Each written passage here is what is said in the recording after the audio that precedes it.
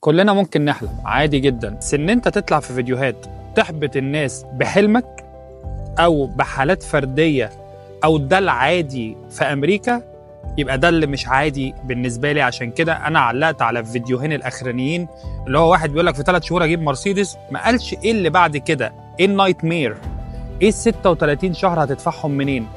عارف لو اخر الفيديو قلت لي ايه؟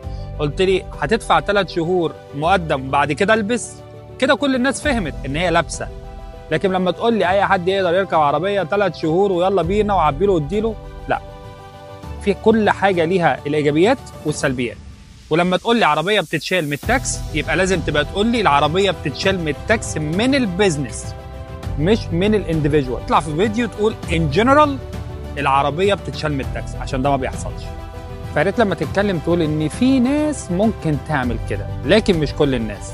الحياه هنا صعبه، وعشان تعمل حاجه لازم تتعب، وعشان تكون ريسبونسبل ان انت تعمل الحاجه ديت، ان انت تروح بعد 3 شهور تجيب مرسيدس، يبقى انت عندك حاجه معينه. انت عارف ان انت مش هتطلع من البيزنس دوت، عارف ان انت مش هتطلع من الشغل ده، ومفيش حد ضامن.